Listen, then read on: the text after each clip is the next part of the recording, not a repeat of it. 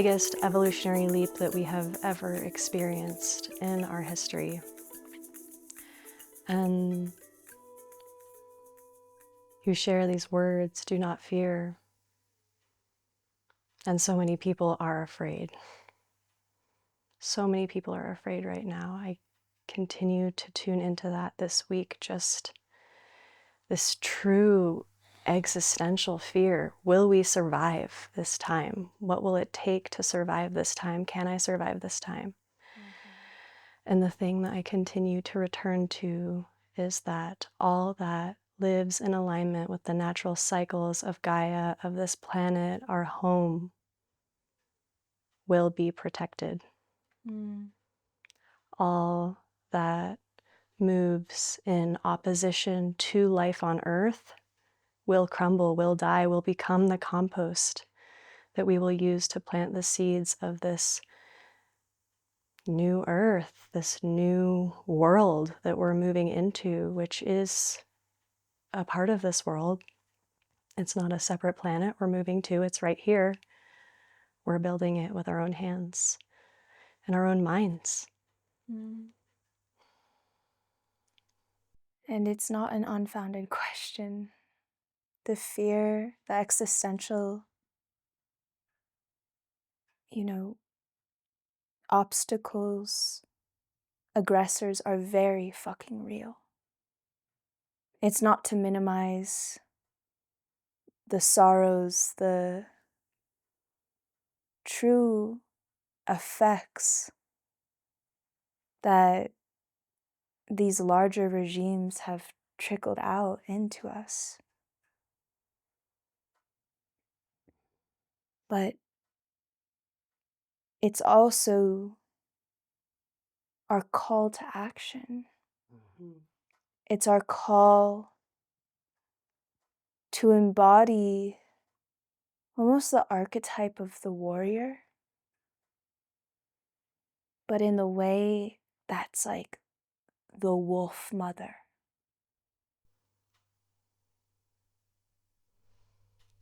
I feel that it's our call home. Yeah. It's our call back to the earth, back to our bodies, out of this mental realm where we've just gotten lost. We've forgotten who we are and why we're here and our purpose here on this planet. And we fetishized so much of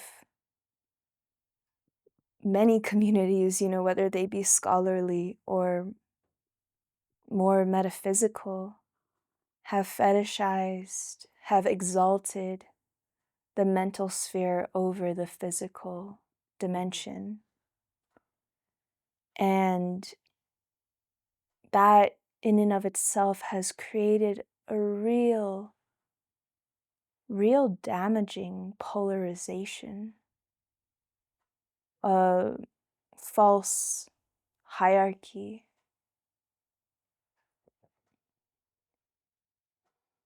And I think that's why we're at the precipice we are. We hear about soul retrievals, but it feels like a collective level. Yeah, we are being called to retrieve the soul of humanity. And that is why I feel that at this junction, we are being called beyond the path of self-actualization and into the path of community actualization. And it's no longer about this individual awakening. We're beyond that now in our evolutionary process. This next phase calls us to find our soul family, our fractal, the people that we are here to surrender to union with. Our tribe. And that's something that we've been talking about a lot lately, that we can experience these sacred unions with more than one person in our life. I feel that friendships, all of our relationships have this opportunity for us to come into a deeper level of union and this remembering that I am you and you are me, and there is no separation between us. You are just another individuated aspect of the same thing that I am. Yes. And that you came here in your specific form to fulfill a very specific role that only you can play. And so did I. And so when we're on this path of community actualization, what we're doing is we're coming together and we're continuing to affirm the other in their mission, in their path, calling them into the highest expression of themselves, calling them into their soul work. And that's not always easy. It's typically not easy. It typically requires a lot of sacrifice. It requires death and rebirth over and over and over again in order to shed the parts of the ego that need to die so our true self can be born here, so we can really give birth to our soul. And what's really come up in our community recently is that this process of becoming is truly only possible in community, in being witnessed by your brothers and sisters as you go through these deaths and rebirths. And when you're coming out of the birth canal, they're affirming to you that yes, you're here, you exist, you have a really important purpose, and they're supporting you in following your path. And I feel that so many who have been on this spiritual path up until now have been walking their path alone. Most people have not been surrounded by community, and that's been really painful. And I feel that really this juncture that we're at right now in this moment, February 23rd of 2025, Mars just stationed direct in Cancer. And Cancer is about the community. It's about the family. It's about finding our soul family, finding the places and the people that we belong to in this life.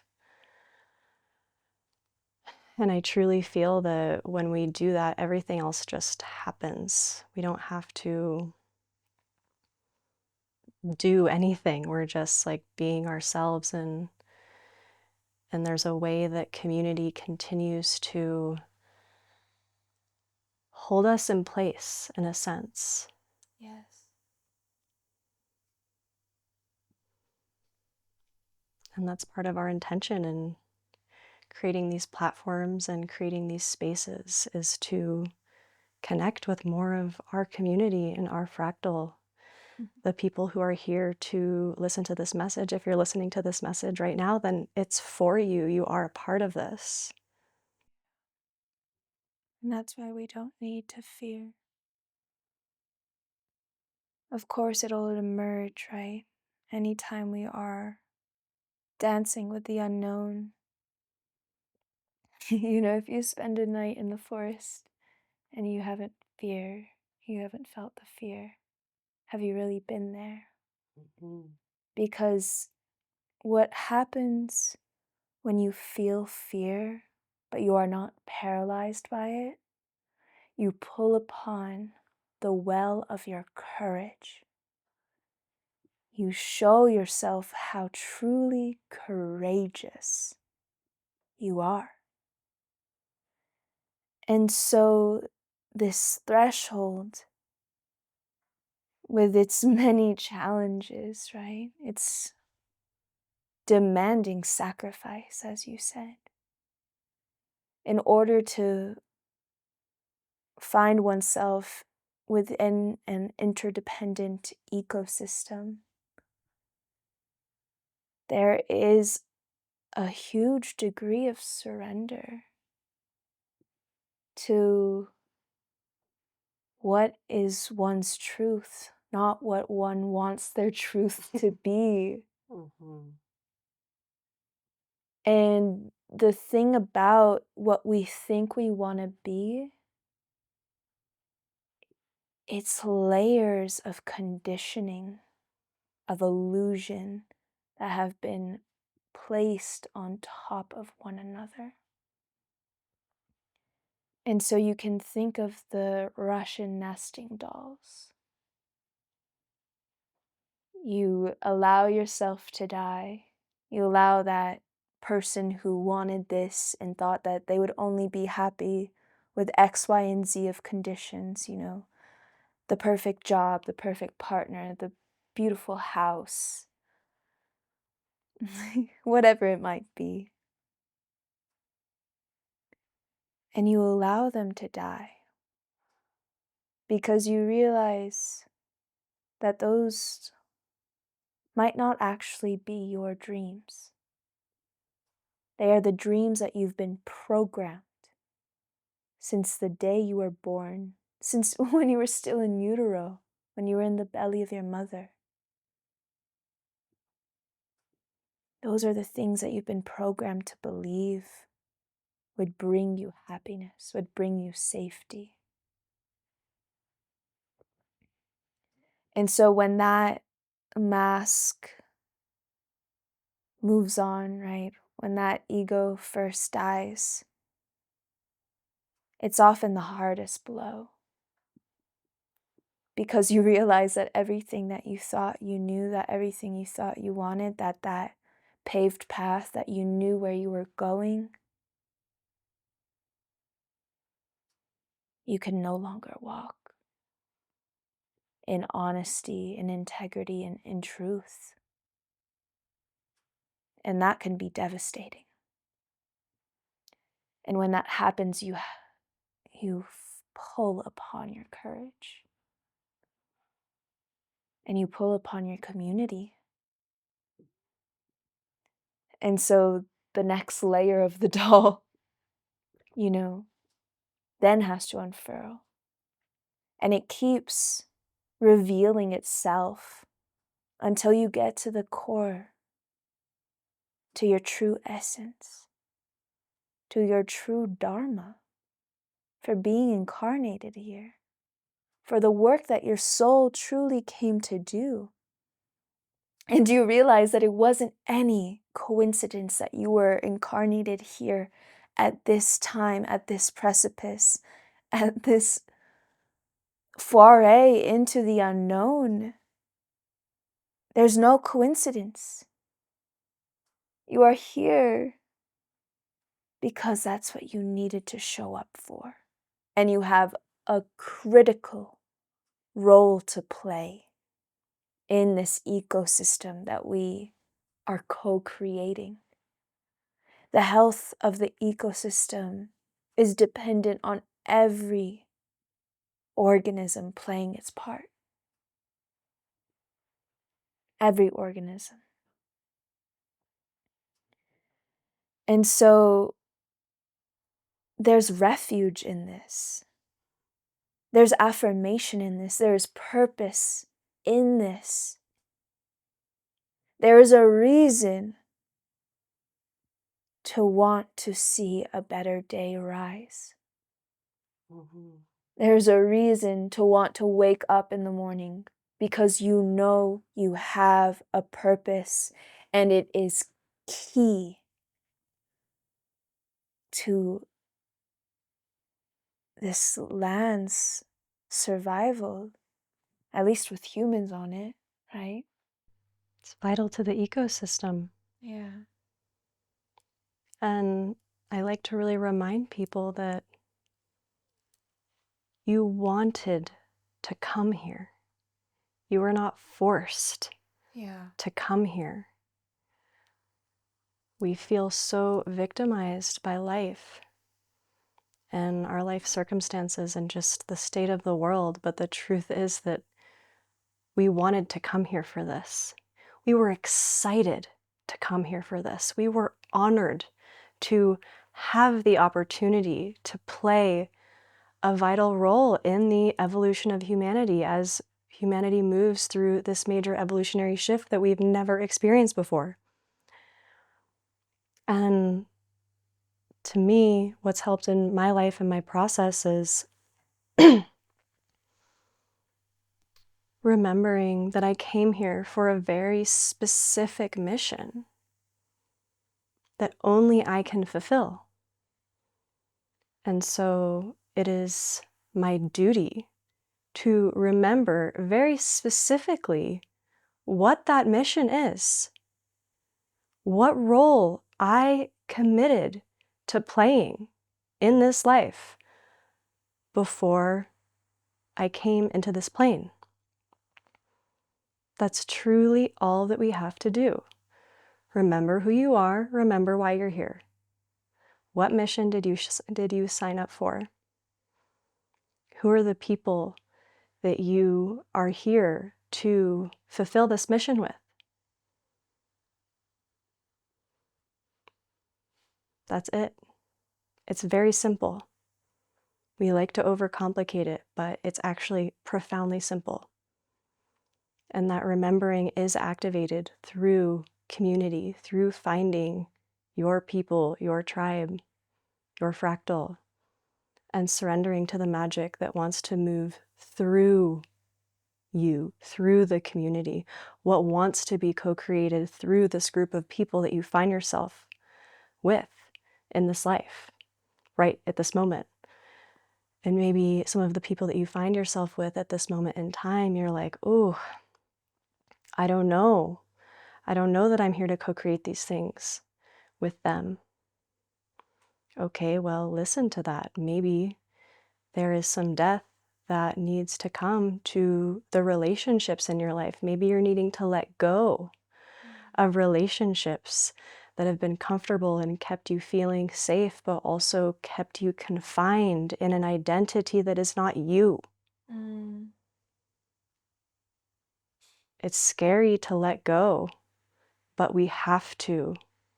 Your aligned soul family community will not be able to find you if you're clinging to people that are not a true reflection of who you are. And so you'll continue to feel lost and confused about who you are and why you're here.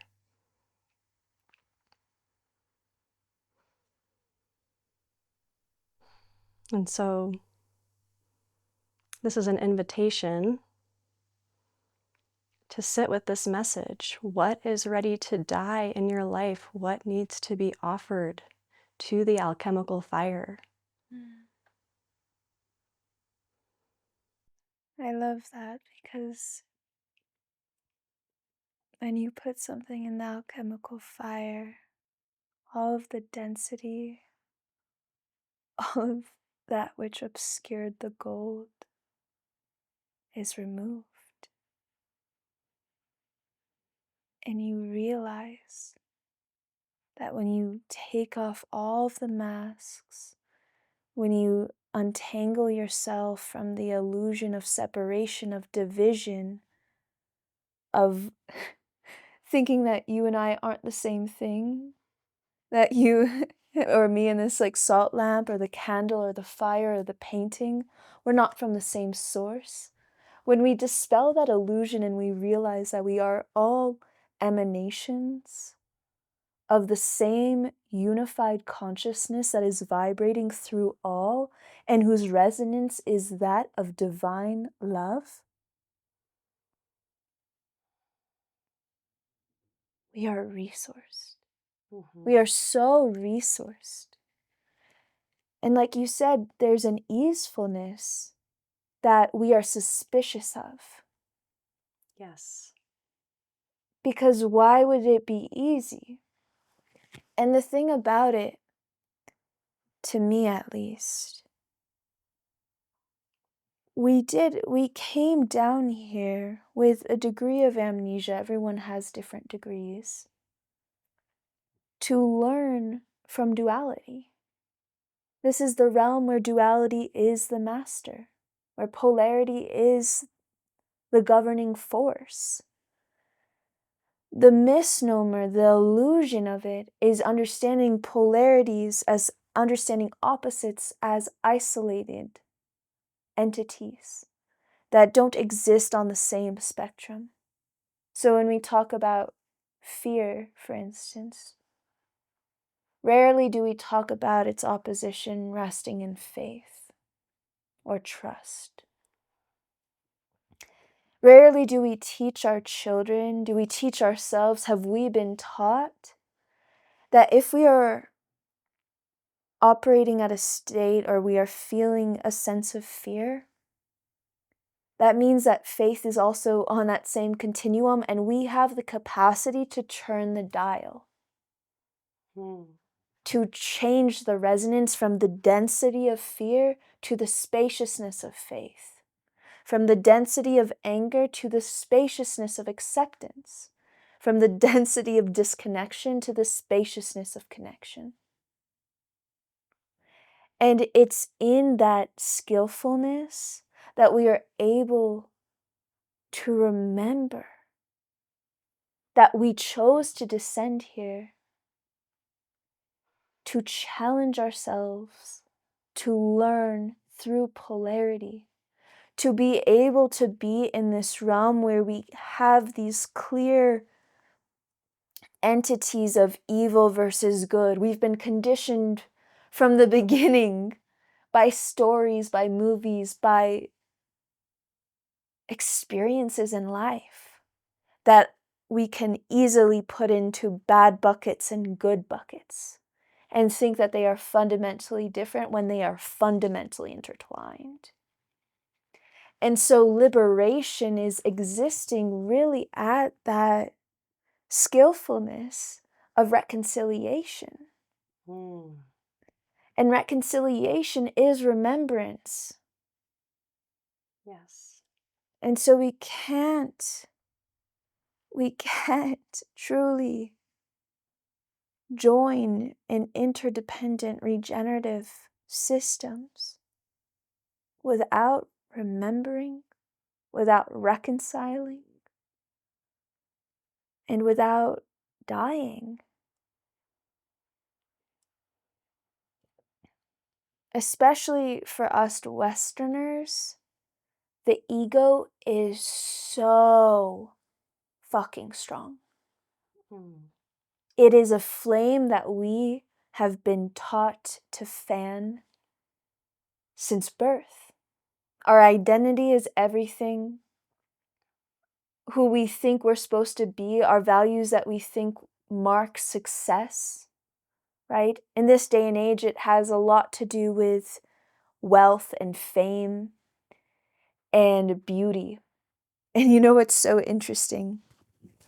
Epicurus, the ancient Grecian school of thought, Epicureanism, I hope I said that right, said, know what you want in life, right? What's enough? You know, perhaps for someone enough is a bicycle and the other it's a car. But it was taught,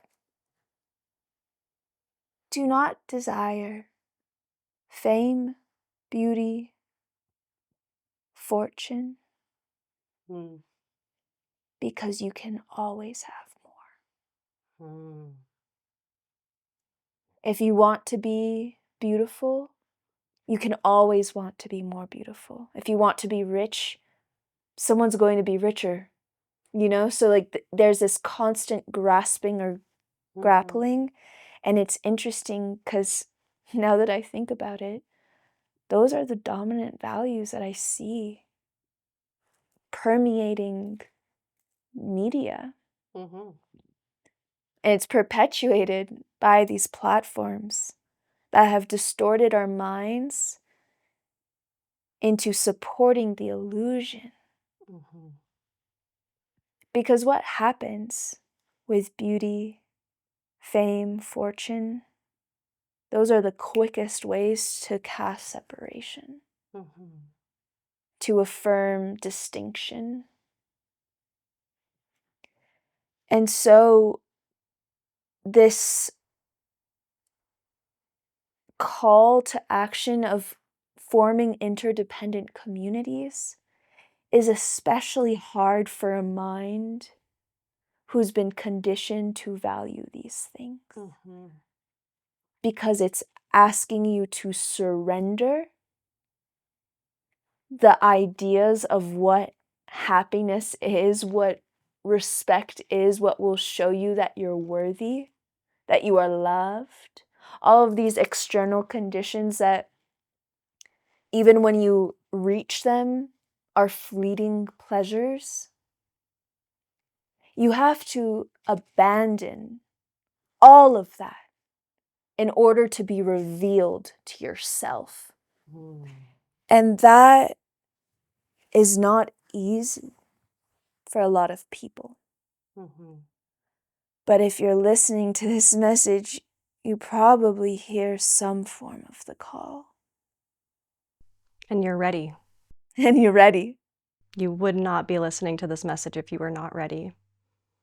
And it's one of those things that chances are you've already probably died a few times, because this is already pretty deep.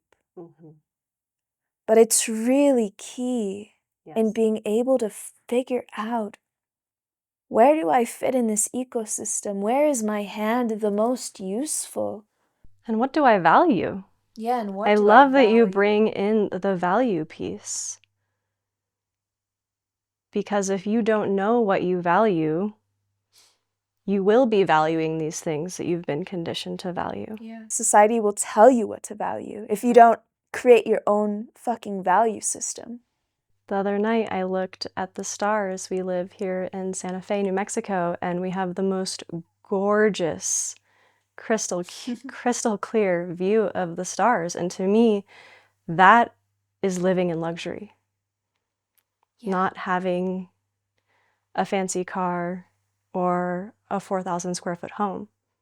To be able to see the stars without light pollution, to connect to the heavens in that way, is a luxury that money cannot buy. Yeah. Truly. And it's funny you say that, because I never grew up in a place that you could see the stars until I went out to Colorado in high school. That's the first time I would see, I remember when the first time I ever saw the Milky Way.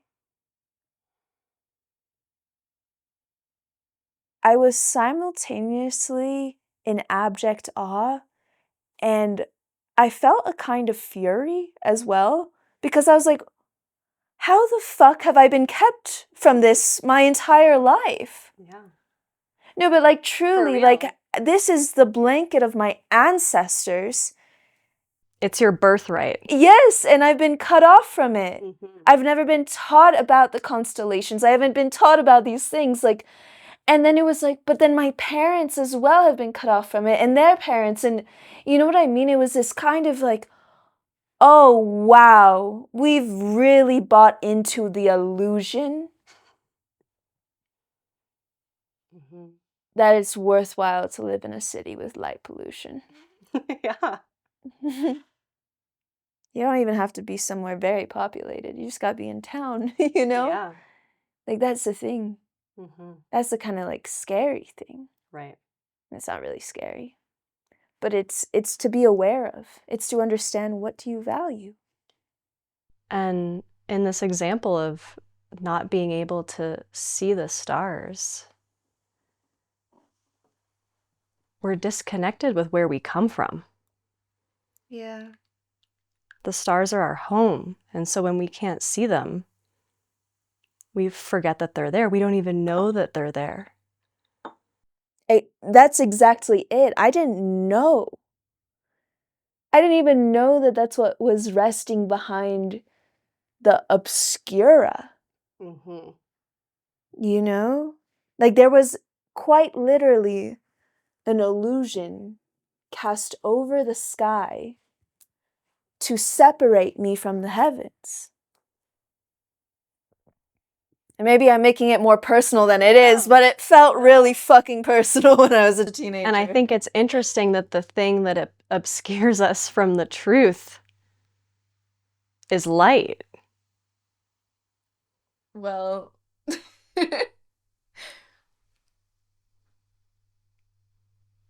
You know, it's artificial light, but it's light, right? We face the truth. We see the truth in the darkness. yeah. I think it's really interesting because a lot of this like Cartesian dualism, right? That's like where a lot of this separation was germinated and perpetuated. You see it in the church. Specifically, you see it all over, but like specifically in the church, when we wrote a book of what it means to be sinful versus holy or devout, that, for instance, sex is a sinful act when it's actually one of the fastest ways to connect to the divine. Mm-hmm. But once we've put that label of sin, it's also one of the fastest ways to connect to very dense demonic frequencies. And the more that we repress something, the more that it'll exist in that. Mm-hmm. So it no longer is that vehicle for divine union, but a vehicle for keeping us in the density of form. And so that's the illusion. It's the same, I forget exactly, I wish I had this reference right now. But when they say like, when you pass away and you see the light, and it's like your parents are calling you to them, don't go there. Go into the void. The light isn't real. It's an illusion that keeps you tethered to the samsaric cycles. Your parents aren't corporal figures that look like how you saw them. They're immortal beings, their essences still exist, but they don't take the forms of your parents past death. That's an illusion that keeps you tethered to the illusion and the density of the dimension. You have to return to the void, to the unmanifest potentiality. Wow.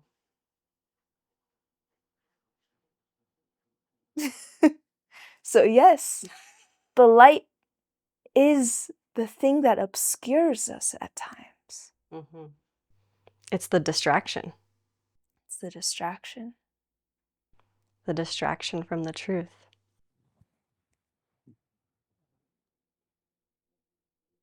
You can think of it, for instance, when we talk about these life paths, right?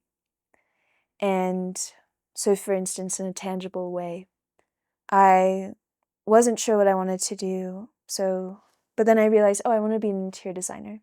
So I studied interior design and I was like, oh, well, I'm clearly going to work at an interior design firm and then I'll open an interior design studio and then I'll be an interior designer and like, beat about a boom. It's linear. I know where I'm going for sure.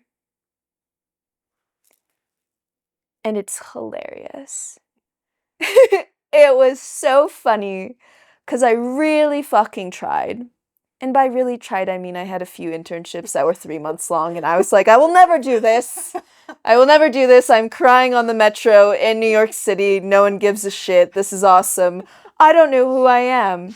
And everything that I've worked towards for the last 5 years actually means nothing because I can't pursue it. Because if I pursue this path, I will compromise my fucking soul.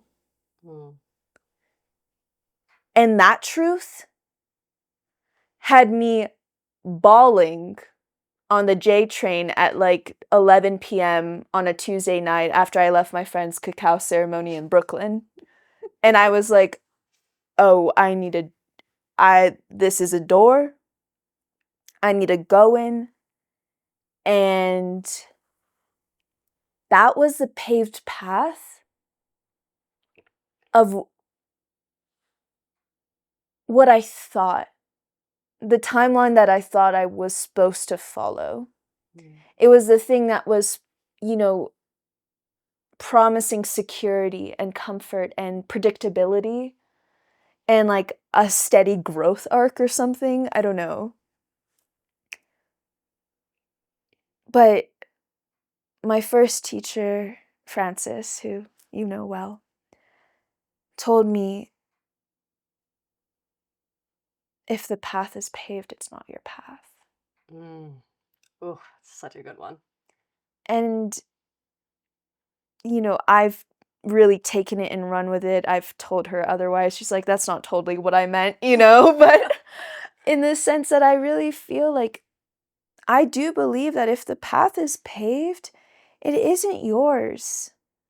If it's been done before and you're trying to mimic it to the precise degree, it's not to say you can't have mentors or people who have tread similar waters.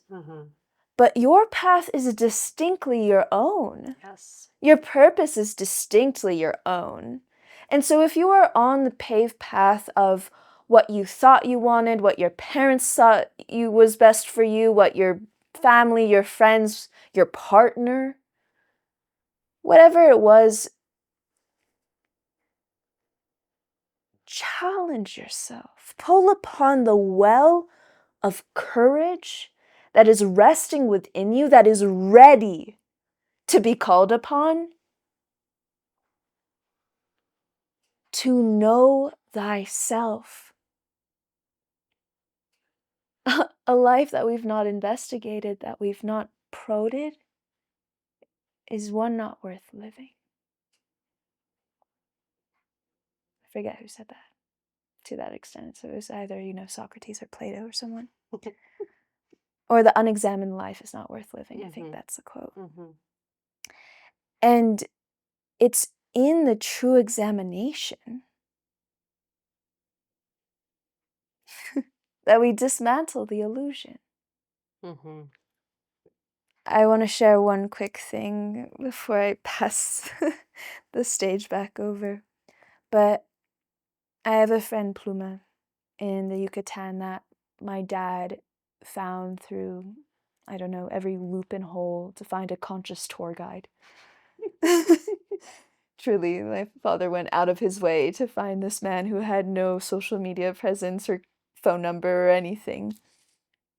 And anyhow, we're driving to a cenote on the first day that we meet Pluma. And we're having a ball in the car. And how he refers to source or God or whatever you want to name that is the mystery. And he's talking about how he used to, we're in Tulum.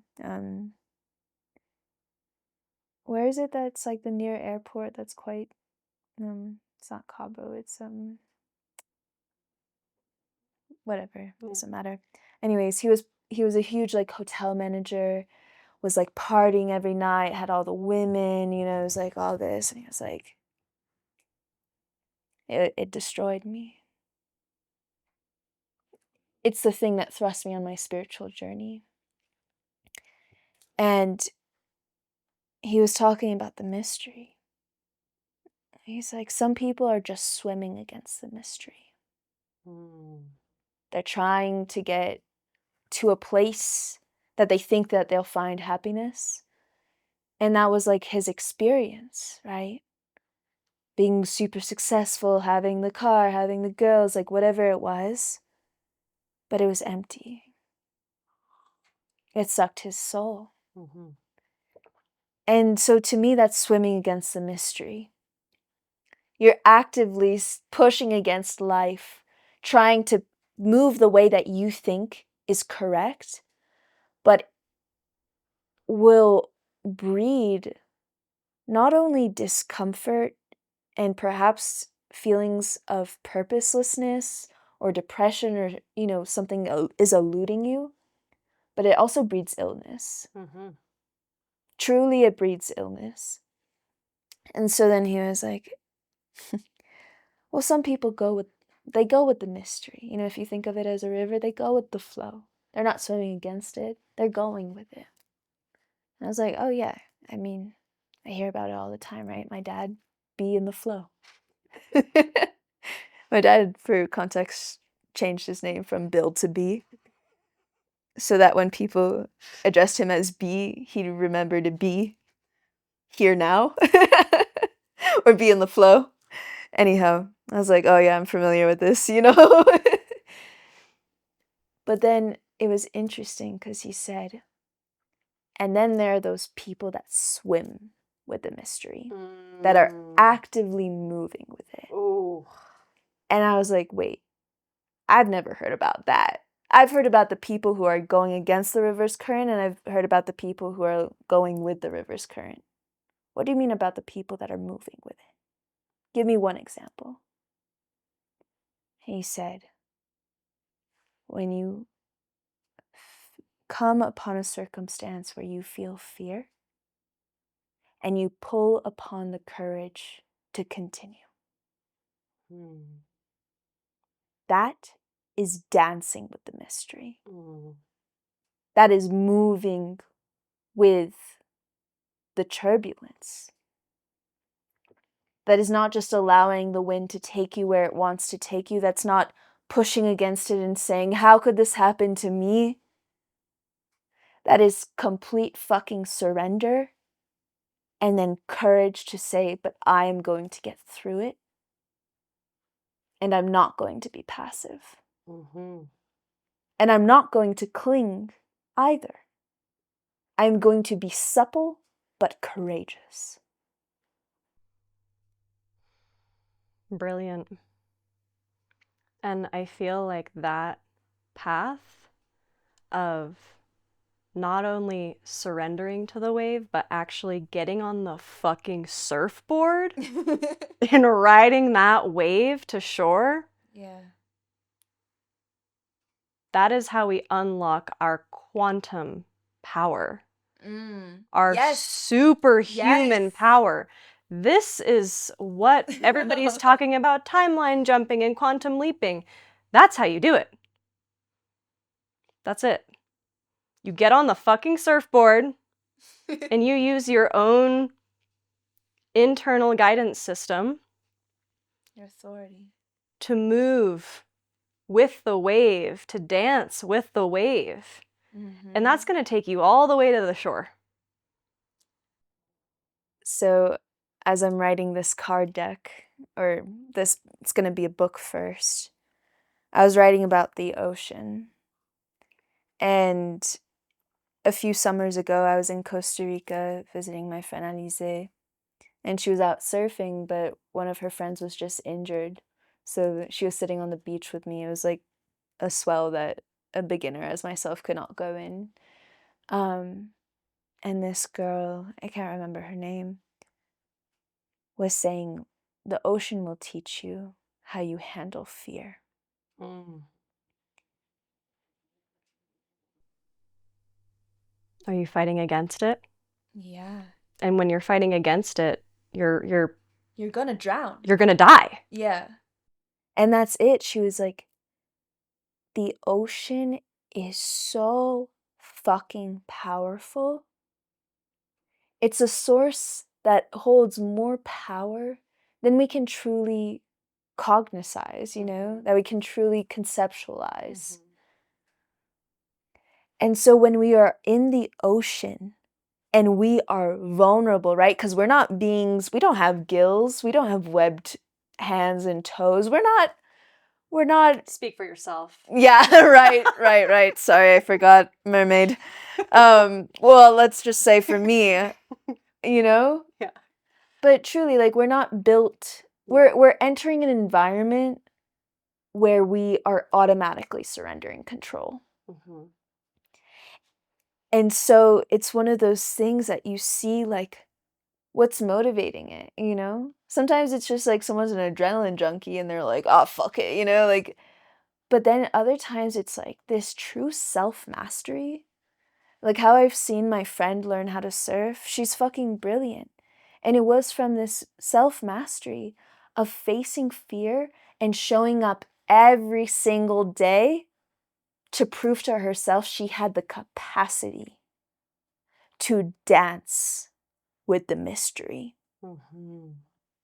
And that takes courage, that takes tenacity, and that takes a willingness to dance with potentiality. And to face your fears every day. Yeah. Fear is not something that we will ever overcome. No. We have to continue to meet it. Yeah.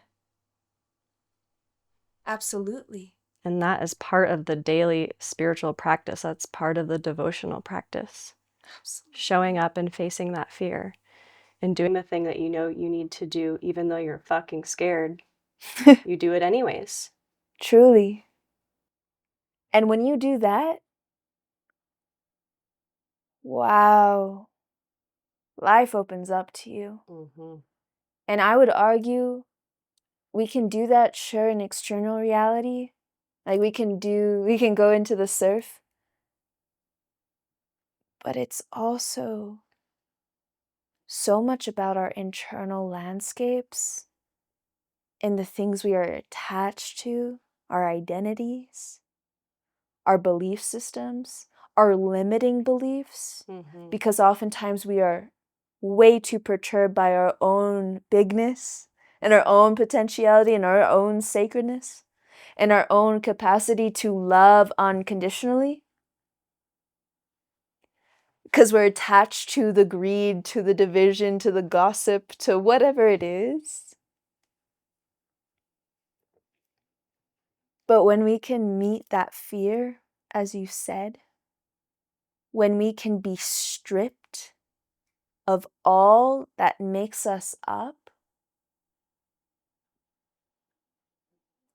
when we can truly sit with who we are when we are laid bare, when our resources are gone, when our friends are gone, when our partner is gone, when our job is gone, in those moments of that we dub the dark night of the soul, these reckonings, they're reckonings. When the reckoning comes, will you take the medicine? Will you take the hero's journey? That's what I was feeling when you were talking in the beginning of this conversation. It's not about the individual hero's journey. The entire systematic world as we know it, our political structures, the way that we are exchanging goods, the way resources are being excavated, all of that at a huge collective macro level is going through the hero's journey. And the thing about the hero's journey, right? You descend into the underworld to take off the mask, to reveal your fucking truth, to look at yourself in the mirror and see the soul that's resting behind those eyes. But what's interesting is when you ascend back up, you put on a new mask. So it's the same, the saying like chop wood, Carry water. or chop wood, reach enlightenment, chop wood. Oh. But yes, Yeah. also that. Yeah.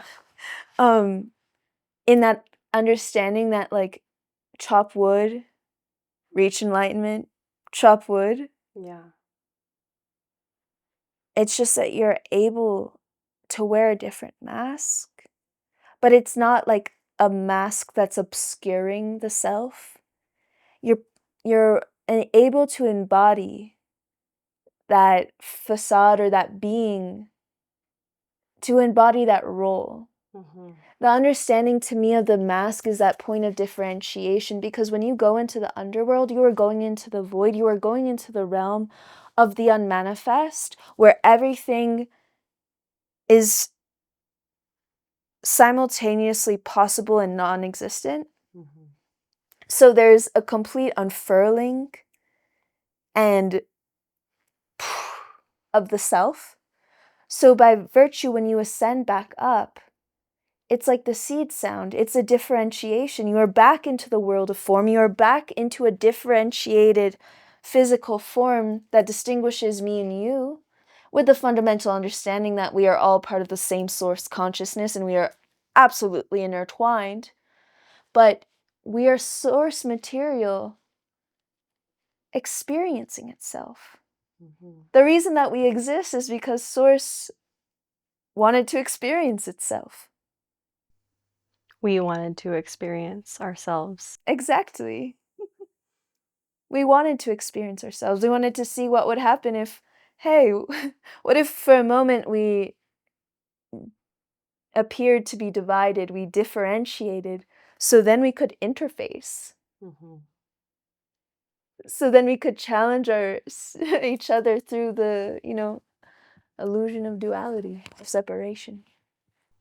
I think this point is so important because we talk a lot about ego death, but the ego never really dies. No. It just matures in the death. Yeah. It's a humbling of the ego. This is such a misconception in the spirituality community. Oh, I have no ego. My ego's dead. No.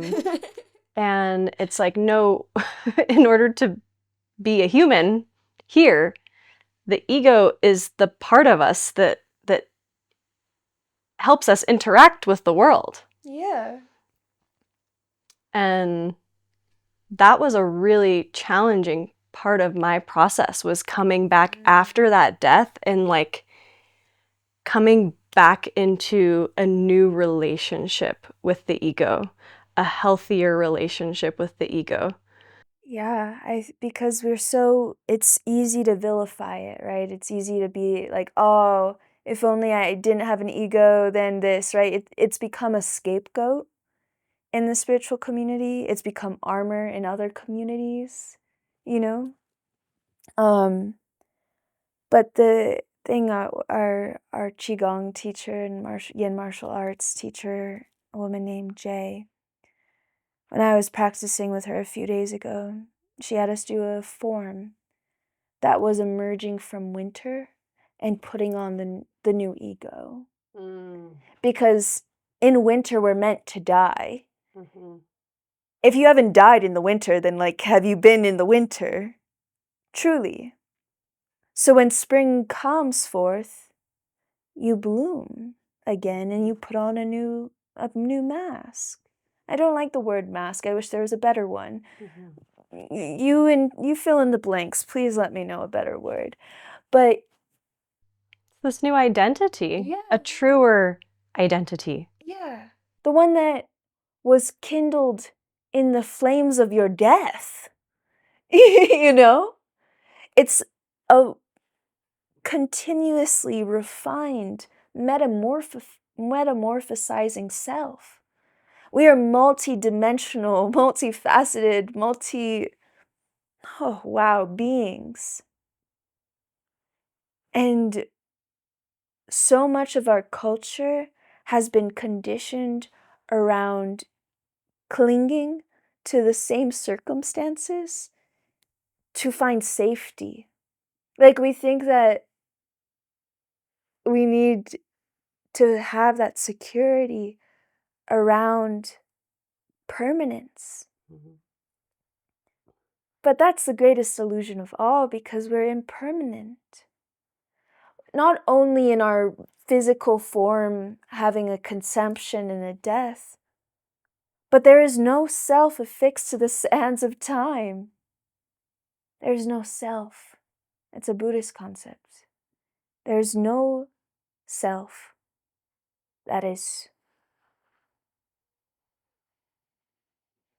that's totally fully formed. There's an essence, there's a soul guidance, there's perhaps an inborn nature. But our entire journey of life is one of evolution. It's one of change. And if we are resistant to that change, we are resistant to our purpose for being here. Mm-hmm. Mm-hmm.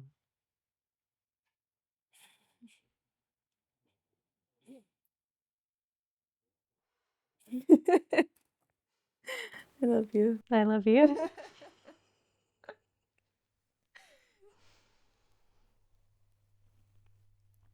think that's a wrap. All right, loves. May you rise in love on this day and on all those to come. Aho, Ashe, Amen. Let it be so, and so it is.